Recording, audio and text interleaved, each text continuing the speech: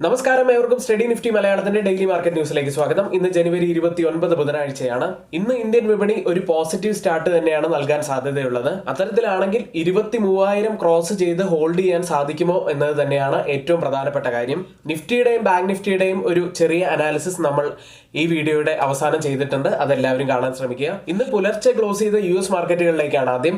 US മാർക്കറ്റുകൾ നേട്ടത്തിൽ close ചെയ്തു. വലിയ നഷ്ടമുണ്ടാക്കിയ AI റിലേറ്റഡ് സ്റ്റോക്കുകളിൽ ഒരു റിക്കവറി ഇന്നലെ കാണാൻ സാധിച്ചു. Nvidia തിങ്കളാഴ്ച 17% ഇടിഞ്ഞത്. ഇന്നലെ 8.9% ഉയർന്നുമാണ് ക്ലോസ് ചെയ്യുന്നത്. സെമി കണ്ടക്ടർ സ്റ്റോക്കുകൾ 1.1% ഉയർന്നു. ആപ്പിൾ 3.7% നേട്ടവും ഉണ്ടാക്കി. ചൈനയുടെ ഡീപ് സീക്ക് AI പ്ലാറ്റ്ഫോമാണ് US ടെക്നോളജി സെക്ടറിൽ വലിയ വിൽപ്പന സമ്മർദ്ദം തിങ്കളാഴ്ച ഉണ്ടാക്കിയത്. അതിൽ നിന്ന് ഒരു റിക്കവറി കാണാൻ സാധിച്ചു എന്നത് പോസിറ്റീവ് ആയിട്ടുള്ള ഒരു കാര്യം തന്നെയാണ്. US ലിസ്റ്റ് ചെയ്ത ഇന്ത്യൻ കമ്പനികളുടെ പ്രകടനത്തിലേക്ക് വന്നാൽ വിപ്രോ 1.65% ഉയർന്നു. ഇൻഫോസിസ് ഒരു മ്യൂട്ടഡ് അവസ്ഥയിലായിരുന്നു. ICICI ബാങ്ക് 1.82% ഉയർന്നു. HDFC ബാങ്കും നേട്ടത്തിൽ തന്നെയായിരുന്നു. 2.76% ഉയർന്നു. Reliance industries 0.37% നേട്ടത്തിലും. നഷ്ടമുണ്ടാക്കിയത് ഡോക്ടർ റെഡ്ഡി ആയിരുന്നു. 0.88% ഇടിഞ്ഞു. മറ്റ് അസറ്റ് ക്ലാസുകളിലേക്ക് വന്നാൽ ഗോൾഡ് ഇന്നലെ 0.8% നേട്ടത്തിലാണ് ക്ലോസ് ചെയ്യുന്നത്. കേരളത്തിലെ ഇന്നലത്തെ സ്വർണ്ണവില 60,320 രൂപയാണ്. ക്രിപ്റ്റോ കറൻസിയിൽ ബിറ്റ്കോയിൻ ഇപ്പോഴും 1,00,000 മുകളിലായിട്ട് തന്നെയാണുള്ളത്. ഓയിൽ പ്രൈസുകളിലേക്ക് വന്നാൽ കുറച്ച് ദിവസത്തെ നഷ്ടത്തിന് ശേഷം ഇന്നലെ ഓയിൽ പ്രൈസുകൾ നേട്ടത്തിൽ ക്ലോസ് ചെയ്തു. മറ്റു വാർത്തകളിലേക്ക് വന്നാൽ ഫാർമ സെക്ടർ ഇന്ന് ഫോക്കസിൽ ഉണ്ടാവാൻ സാധ്യതയുള്ള ഒരു സെക്ടറാണ്. വളരെ പ്രധാനപ്പെട്ട ഒരാഴ്ച തന്നെയാണ്. ഫെഡറൽ റിസർവിന്റെ ഇൻട്രസ്റ്റ് റേറ്റ് ഡിസിഷൻ നാളെയാണ് പുറത്തു വരാനിരിക്കുന്നത്. കൂടാതെ ബഡ്ജറ്റ് ശനിയാഴ്ചയാണ്. അപ്പോൾ അങ്ങേയറ്റം പ്രധാനപ്പെട്ട ധാരാളം ഇവന്റ്സുകൾ ഉള്ളത് കൊണ്ട് തന്നെ നല്ല വോളറ്റാലിറ്റി നമുക്ക് പ്രതീക്ഷിക്കാവുന്നതുമാണ്. അതുകൊണ്ട് തന്നെ എല്ലാവരും ശ്രദ്ധാപൂർവ്വം ട്രേഡ് എടുക്കാൻ ശ്രമിക്കുക. ഇനി ആർക്കെങ്കിലും നമ്മുടെ എഡ്യൂക്കേഷൻ ടെലഗ്രാം ചാനലിൽ ജോയിൻ ചെയ്യാൻ താല്പര്യമുണ്ടെങ്കിൽ തൊട്ട് മുകളിൽ നമ്മൾ ഇവിടെ ഒരു വാട്സ്ആപ്പ് നമ്പർ നൽകിയിട്ടുണ്ട്. ആ നമ്പറിൽ മെസ്സേജ് അയച്ച് നിങ്ങൾക്ക് പെയ്ഡ് എഡ്യൂക്കേഷൻ ടെലഗ്രാം ചാനലിൽ ജോയിൻ ചെയ്യാവുന്നതാണ്. ഇനി നമ്മുടെ വീഡിയോ ആരെങ്കിലും ലൈക്ക് ചെയ്യാൻ വിട്ടുപോയിട്ടുണ്ടെങ്കിൽ ദയവ് ചെയ്ത് വീഡിയോ ഒന്ന് ലൈക്ക് ചെയ്യുക. ചാനൽ സബ്സ്ക്രൈബ് ചെയ്യാൻ മറന്നുപോയവർ ദയവ് ചെയ്ത് ചാനൽ ഒന്ന് സബ്സ്ക്രൈബ് കൂടി ചെയ്യുക. ഇനി മാർക്കറ്റ് ന്യൂസ് സെഗ്മെന്റിലെ ഇന്നത്തെ ഏറ്റവും പ്രധാനപ്പെട്ട കുറച്ച് വാർത്തകളിലേക്കാണ്. മാർക്കറ്റ് ന്യൂസ് സെഗ്മെന്റിൽ നമ്മൾ പതിവായി അന്നേ ദിവസത്തെ ഏറ്റവും പ്രധാനപ്പെട്ട വാർത്തകളാണ് നൽകാറുള്ളത്. ഇന്നലത്തെ പ്രീ മാർക്കറ്റ് വീഡിയോയിൽ നമ്മൾ കൊടുത്ത ഒരു വാർത്ത RBIയുടെ ലിക്വിഡിറ്റി മൂവുമായി ബന്ധപ്പെട്ടതാണ്. ഇന്നലത്തെ കാര്യങ്ങൾ മാറ്റിമറിച്ച ഒരു വാർത്തയും അത് തന്നെയായിരുന്നു. ഇന്നലത്തെ നിഫ്റ്റിയുടെ പ്രധാനപ്പെട്ട മൂവ്മെന്റിൽ പങ്കുവഹിച്ചത് ബാങ്ക് നിഫ്റ്റി തന്നെയായിരുന്നു. ബാങ്ക് നിഫ്റ്റിയുടെ മൂവ്മെന്റിന് കാരണം നമ്മൾ ഈ പറഞ്ഞ വാർത്തയുമായിരുന്നു. അതുകൊണ്ട് പതിവായി നിങ്ങൾ പ്രീ മാർക്കറ്റ് വീഡിയോ കാണാൻ ശ്രമിക്കുക. അന്നത്തെ മൂവ്മെന്റുകളെ കുറിച്ച് കൃത്യമായി തന്നെ മനസ്സിലാക്കാൻ ശ്രമിക്കുക. അത്തരത്തിൽ ഇന്ന് ഫോക്കസിൽ ഉണ്ടാവാൻ സാധ്യതയുള്ള ഒരു വാർത്തയിലേക്കാണ് ആദ്യം. ഇന്ത്യയുടെ കയറ്റുമതിയെ ബാധിക്കുന്ന ഫാർമസ്യൂട്ടിക്കൽസ്, അലുമിനിയം, സ്റ്റീൽ എന്നിവയ്ക്ക് തീരുവ ചുമത്താൻ US പ്രസിഡന്റ് ഡൊണാൾഡ് ട്രംപ് പദ്ധതിയിടുന്നു. US പ്രസിഡന്റ് ഡൊണാൾഡ് ട്രംപ് മുൻപ് തന്നെ ഇന്ത്യയെക്കുറിച്ച് പറഞ്ഞത് ഉയർന്ന താരിഫ് ചുമത്തുന്ന രാജ്യങ്ങളിൽ ഒന്നാണ് ഇന്ത്യ എന്ന് തന്നെയാണ്. ട്രംപ് ഇന്ത്യ, ചൈന, ബ്രസീൽ എന്നിവയെ ഉയർന്ന താരിഫ് രാജ്യങ്ങൾ എന്ന് ലേബൽ ചെയ്യുകയും മുൻപ് ചെയ്തിട്ടുണ്ട്. ഇനി ഇത്തരത്തിലുള്ള താരിഫുകൾ ഒഴിവാക്കാൻ കമ്പനികൾ US തന്നെ പ്ലാന്റുകൾ സ്ഥാപിക്കണമെന്നാണ് ട്രംപ് മുന്നറിയിപ്പ് നൽകുന്നത്. ഇനി ഈ വരുന്ന ഫെബ്രുവരി മാസം ഇന്ത്യൻ പ്രധാനമന്ത്രി ശ്രീ നരേന്ദ്രമോദി US സന്ദർശിക്കും. അതുകൊണ്ട് തന്നെ ഈ കാര്യങ്ങളിൽ ഒരു വ്യക്തത നമുക്ക് ആ സമയത്ത് കിട്ടും എന്ന് തന്നെ പ്രതീക്ഷിക്കാം. ഏതായാലും ഈ ഒരു വാർത്തയുമായി ബന്ധപ്പെട്ട് ഫോക്കസിൽ വരാൻ സാധ്യതയുള്ള സെക്ടറുകൾ ഏതാണെന്ന് നോക്കാം. അലുമിനിയവും സ്റ്റീലും അതുപോലെ സെമി കണ്ടക്ടർ സെക്ടറിലും ഇന്ത്യ അത്ര വലിയ ഒരു എക്സ്പോർട്ടേഴ്സ് അല്ല. എന്നാൽ US ജനറിക് മരുന്നുകളുടെ ഏറ്റവും വലിയ വിതരണക്കാരിൽ ഒന്നാണ് ഇന്ത്യ. US ജനറിക് മരുന്നുകളുടെ ഇറക്കുമതിയുടെ 40% ഇന്ത്യയാണ് ചെയ്യുന്നത്. അതുകൊണ്ട് തന്നെ ഈ ഒരു വാർത്ത ഫാർമ സെക്ടറിനെ സംബന്ധിച്ച് നെഗറ്റീവ് ആവാൻ സാധ്യതയുള്ള ഒരു വാർത്ത തന്നെയാണ്. അതുകൊണ്ട് തന്നെ ഫാർമ സെക്ടർ ഇന്ന് നമ്മൾ ഫോക്കസിൽ വെക്കേണ്ട ഒരു സെക്ടർ കൂടിയാണ്. മറ്റൊരു വാർത്തയിലേക്ക്. ഇന്ത്യയുടെ പാസഞ്ചർ കാർ മാർക്കറ്റ് സെഗ്മെന്റിൽ 2ാം സ്ഥാനത്ത് നിൽക്കുന്ന ഹുണ്ടായ് മോട്ടോർ ഇന്ത്യയുടെ Q3 റിസൾട്ടുകൾ ഇന്നലെ പുറത്തു വന്നിരുന്നു. എസ്റ്റിമേറ്റുകളെ മിസ് ചെയ്യുന്ന റിസൾട്ട് തന്നെയായിരുന്നു ഇന്നലെ പുറത്തു വന്നത്. അറ്റാദായം 18.6% വർഷം തോറും ഇടിഞ്ഞ് 1,161 കോടി രൂപയായിട്ടാണ് എത്തിയിരിക്കുന്നത്. എസ്റ്റിമേറ്റ് ആയി പുറത്തു വന്നത് 1,270 കോടി രൂപയായിരുന്നു. വരുമാനം വർഷം തോറും 1.3% ഇടിഞ്ഞ് 16,648 കോടി രൂപയായി. ഇതുകൂടാതെ വിൽപ്പനയിലും ഒരു ഇടിവ് തന്നെയാണ് കാണുന്നത്. ആഭ്യന്തര വിൽപ്പന 0.9% ഇടിഞ്ഞു. എന്നാൽ കയറ്റുമതിയിൽ 7.5% ഇടിവുമാണ് കണ്ടത്. എബിറ്റ മാർജിനിലും ഒരു ഇടിവ് തന്നെയാണ്. 13.7% ഇടിഞ്ഞിരിക്കുന്നത്.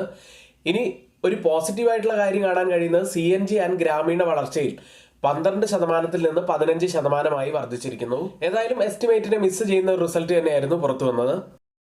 അടുത്തതായി ഇന്നലെ പുറത്തു വന്ന പ്രധാനപ്പെട്ട കമ്പനികളുടെ റിസൾട്ടുകളിലേക്കാണ്.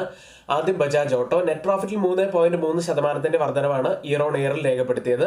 2108.7 കോടി രൂപയിലാണ് ഇപ്പോൾ നെറ്റ് പ്രോഫിറ്റ് ഉള്ളത്. റവന്യൂവിൽ 5.7% വർധനവ് രേഖപ്പെടുത്തി 12,807 കോടി രൂപയിലുണ്ട്. എബിറ്റയിൽ 6.2% വർധനവുമാണ് ഇയർ ഓൺ ഇയറിൽ വന്നിരിക്കുന്നത്. അടുത്തത് Mahindra and Mahindra financial services. Net പ്രോഫിറ്റിൽ 63% വർധനവ് രേഖപ്പെടുത്തി 899 കോടി രൂപയിലാണ് പ്രോഫിറ്റ് ഉള്ളത്. നെറ്റ് ഇൻട്രസ്റ്റ് ഇൻകത്തിലും വർധനവ് തന്നെയാണ്. 16% വർധനവ് രേഖപ്പെടുത്തി. ഡിസ്ബേഴ്സ്മെന്റ് 7% വർധനവുമാണ് രേഖപ്പെടുത്തിയത്. അടുത്തത് സുസ്ലോൺ എനർജി എന്ന കമ്പനിയാണ്. നെറ്റ് പ്രോഫിറ്റിൽ നല്ല ഒരു വർധനവ് തന്നെ രേഖപ്പെടുത്തിയിരിക്കുന്നു. 90.4% വർധനവ് രേഖപ്പെടുത്തി 386.9 കോടി രൂപയിലാണ് ഇപ്പോൾ പ്രോഫിറ്റ് ഉള്ളത്. റവന്യൂവിൽ 90.6% വർധനവും രേഖപ്പെടുത്തി. അടുത്തത് JSW എനർജി. നെറ്റ് പ്രോഫിറ്റിൽ 32.2% ഇടിവാണ് കമ്പനി രേഖപ്പെടുത്തിയത്. 157.5 കോടി രൂപയിലാണ് പ്രോഫിറ്റ് ഉള്ളത്.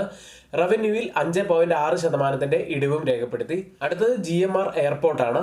നെറ്റ് പ്രോഫിറ്റായി രേഖപ്പെടുത്തിയത് 202.1 കോടി രൂപയാണ്. കഴിഞ്ഞ വർഷം ഇതേ കാലയളവിൽ 486.4 കോടി രൂപ നഷ്ടത്തിലായിരുന്നു കമ്പനി ഉണ്ടായിരുന്നത്. അതിൽ നിന്നും പ്രോഫിറ്റിലേക്ക് കമ്പനി വന്നു എന്നത് വലിയ ഒരു പോസിറ്റീവായിട്ടുള്ള കാര്യമാണ്. റവന്യൂവിൽ 19.2% വർധനവും കമ്പനി രേഖപ്പെടുത്തി. അടുത്തതായി അമി ഓർഗാനിക്സ് എന്ന കമ്പനിയാണ്. നെറ്റ് പ്രോഫിറ്റിൽ വലിയൊരു സ്പൈക്ക് തന്നെയാണ് ഉണ്ടായിരിക്കുന്നത്. നെറ്റ് പ്രോഫിറ്റായി രേഖപ്പെടുത്തിയത് 45.4 കോടി രൂപയാണ്. അതായത് 155.1% വർധനമാണ് ഇയർ ഓൺ ഇയറിൽ മാത്രം രേഖപ്പെടുത്തിയത്. റവന്യൂവിലും 65.2% വളരെ നല്ലൊരു വളർച്ച കാണുന്നു.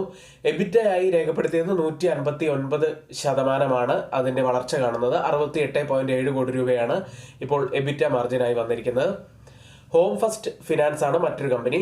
നെറ്റ് പ്രോഫിറ്റിൽ 23.6% വർധനവ് കമ്പനി രേഖപ്പെടുത്തി. 97.4 കോടി രൂപയിലാണ് പ്രോഫിറ്റ് ഉള്ളത്. നെറ്റ് ഇൻട്രസ്റ്റ് ഇൻകത്തിൽ 17.7% വർധനവും കമ്പനി രേഖപ്പെടുത്തി. QIP ആയി കമ്പനി 1250 കോടി രൂപ സമാഹരിക്കാനും തീരുമാനിച്ചിട്ടുണ്ട്.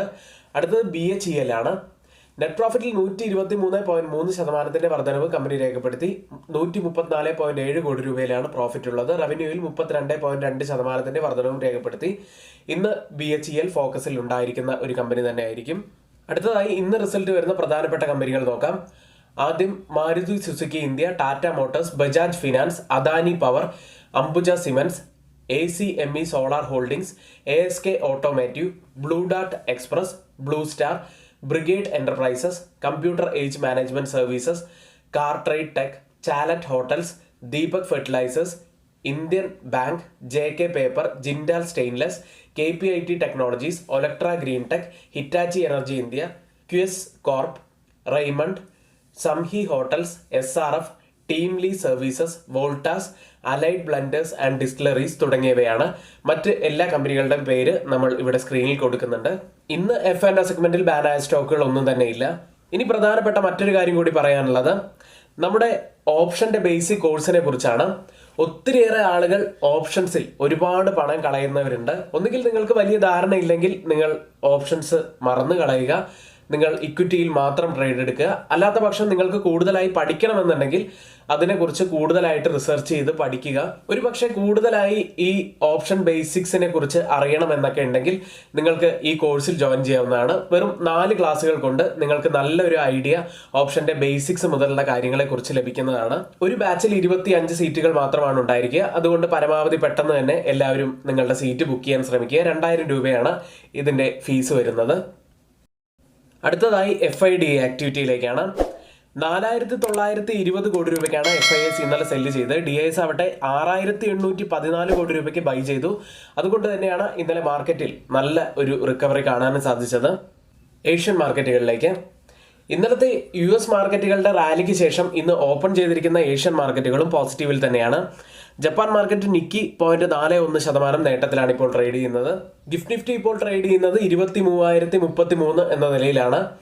അതായത് ഏകദേശം 50 മുതൽ 60 പോയിന്റ്സിന്റെ ഒരു ഗ്യാപ്പ് അപ്പ് ഓപ്പണിങ്ങിനാണ് ഇന്ന് നമുക്ക് സാധ്യത കാണുന്നത്. ഓയിൽ പ്രൈസുകളിലേക്ക് നല്ല ഇടിവിലേക്ക് പോയിരുന്ന ഓയിൽ പ്രൈസുകളിൽ ഇന്നലെ ചെറിയൊരു റിക്കവറി കാണാൻ സാധിച്ചു. 0.53% ബ്രന്റ് ഇന്നലെ ഉയർന്നത്. ഇപ്പോൾ ട്രേഡിംഗ് ആരംഭിച്ച ബ്രന്റ് ഫ്യൂച്ചേഴ്സ് നമുക്കൊന്ന് നോക്കിയാൽ 76.44 എന്ന നിലയിലാണ്. 0.16% ഇടിവിലാണ്. WTI ഉള്ളത് $73.80 പെർ ബാരൽ എന്ന നിലയിൽ 0.04% ഇടിവിൽ ട്രേഡ് ചെയ്യുന്നു.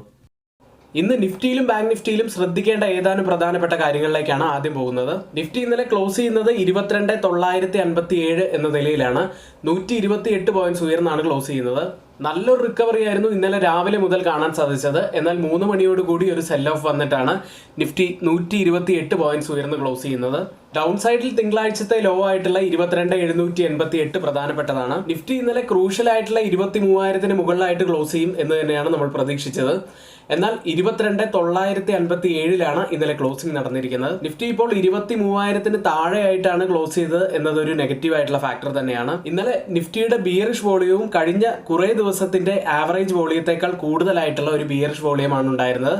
അതും നെഗറ്റീവ് ആയിട്ടുള്ള ഒരു കാര്യം തന്നെയാണ്. നിഫ്റ്റിയിൽ ഏതായാലും ഇന്നലെയും നമ്മൾ പറഞ്ഞ 23,000 മുതൽ 23,050 വരെയുള്ള സോൺ വളരെ പ്രധാനപ്പെട്ടത് തന്നെയാണ്. ഡൗൺ സൈഡിൽ ക്രൂഷ്യൽ ആയിട്ടുള്ള സപ്പോർട്ട് സോൺ 22,780 മുതൽ 22,520 വരെയുള്ള ഒരു സോണാണ്. അടുത്തതായി മാക്സിമം ഓപ്പൺ ഇൻട്രസ്റ്റ് രേഖപ്പെടുത്തിയ കോൾ സൈഡിലെയും മുഡ് സൈഡിലെയും സ്ട്രൈക്കുകളിലേക്കാണ്. കോൾ സൈഡിൽ കൂടുതൽ ഓപ്പൺ ഇൻട്രസ്റ്റ് രേഖപ്പെടുത്തിയിരിക്കുന്ന ആദ്യത്തെ സ്ട്രൈക്ക് 24,000 അതിനുശേഷം 23,000 സ്ട്രൈക്കും അതിനുശേഷം 23,500 സ്ട്രൈക്കിലുമാണ്. പുട്ട് സൈഡിൽ കൂടുതൽ ഓപ്പൺ ഇൻട്രസ്റ്റ് രേഖപ്പെടുത്തിയിരിക്കുന്ന ആദ്യത്തെ സ്ട്രൈക്ക് 22,000 അതിനുശേഷം 23,000 സ്ട്രൈക്ക് അതിനുശേഷം 22,500 സ്ട്രൈക്കിലുമാണ്. ഓപ്പൺ ഇൻട്രസ്റ്റ് ഡാറ്റ പ്രകാരം റെസിസ്റ്റൻസ് ആവാൻ സാധ്യതയുള്ളത് 23,000 തന്നെയാണ്. സപ്പോർട്ട് ആവാൻ സാധ്യതയുള്ളത് 22,500. ബാങ്ക് നിഫ്റ്റിയിലേക്ക് 48,866 802 പോയിന്റ്സ് ഇടിഞ്ഞാണ് ബാങ്ക് നിഫ്റ്റി ക്ലോസ് ചെയ്യുന്നത്. ഇന്നലെ കൂടുതൽ സ്ട്രെങ്ത് കാണിച്ചത് ബാങ്ക് നിഫ്റ്റി തന്നെയായിരുന്നു. കൂടാതെ 10-day EMAക്ക് മുകളിലായിട്ട് ക്ലോസ് ചെയ്യാൻ സാധിച്ചു. 48,750 10-day EMA ഉള്ളത്. ഇനി ബാങ്ക് നിഫ്റ്റിയുടെ change in open interest data നോക്കുകയാണെങ്കിലും പ്രധാനപ്പെട്ട സ്ട്രൈക്കുകളിൽ മാർക്കറ്റിന്റെ മുകളിലേക്ക് കൊണ്ടുപോകാൻ കഴിവുള്ള പുട്ട് സെല്ലേഴ്സ് തന്നെയാണ് നല്ല ശക്തിയോടെ നിൽക്കുന്നത്. ബാങ്ക് നിഫ്റ്റിയെ സംബന്ധിച്ച് ആദ്യം 49,000 ക്രോസ് ചെയ്ത് ക്ലോസ് ചെയ്യുകയാണെങ്കിൽ അടുത്ത ഒരു മേജർ റെസിസ്റ്റൻസ് ആയി വരുന്നത് 49,650 ഡൗൺ സൈഡിലേക്ക് വന്നാൽ 48,287 ഡൗൺ സൈഡിലെ പ്രധാനപ്പെട്ട ഒരു ഫസ്റ്റ് സപ്പോർട്ടായിട്ട് വരുന്നത്. മാക്സിമം ഓപ്പൺ ഇൻട്രസ്റ്റ് രേഖപ്പെടുത്തിയ കോൾ സൈഡിലെയും മുഡ് സൈഡിലെയും സ്ട്രൈക്കുകളിലേക്കാണ്. കോൾ സൈഡിൽ കൂടുതൽ ഓപ്പൺ ഇൻട്രസ്റ്റ് രേഖപ്പെടുത്തിയിരിക്കുന്ന ആദ്യത്തെ സ്ട്രൈക്ക് 52,000 അതിനുശേഷം 51,000 സ്ട്രൈക്കും അതിനുശേഷം 50,000 സ്ട്രൈക്കിലുമാണ്. പുട്ട് സൈഡിൽ കൂടുതൽ ഓപ്പൺ ഇൻട്രസ്റ്റ് രേഖപ്പെടുത്തിയിരിക്കുന്ന ആദ്യത്തെ സ്ട്രൈക്ക് 46,000 അതിനുശേഷം 47,000 സ്ട്രൈക്കും അതിനുശേഷം 48,000 സ്ട്രൈക്കിലുമാണ്. ഓപ്പൺ ഇൻട്രസ്റ്റ് ഡാറ്റ പ്രകാരം റെസിസ്റ്റൻസ് ആവാൻ സാധ്യതയുള്ളത് 50,000 സപ്പോർട്ട് ആവാൻ സാധ്യതയുള്ളത് 48,000 ഇനി നിഫ്റ്റിയുടെ change in open interest data കൂടി നമ്മൾ പറയാനുണ്ടായിരുന്നു.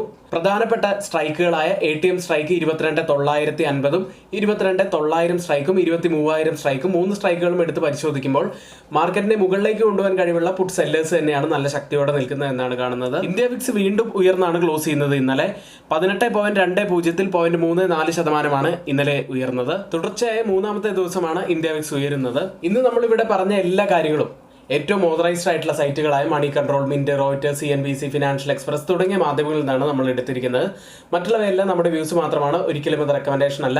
നിങ്ങളുടെ എഡ്യൂക്കേഷൻ പർപ്പസിന് വേണ്ടിയാണ് അതിവിടെ ഷെയർ ചെയ്തിട്ടുള്ളതും. ഇനി ആർക്കെങ്കിലും പുതിയ ഒരു ഡിമാറ്റ് അക്കൗണ്ട് ഓപ്പൺ ചെയ്യണമെന്നുണ്ടെങ്കിൽ ഡിസ്ക്രിപ്ഷൻ ബോക്സിൽ നമ്മൾ ഒരു ഡിമാറ്റ് അക്കൗണ്ടിന്റെ ലിങ്ക് കൊടുത്തിട്ടുണ്ട്.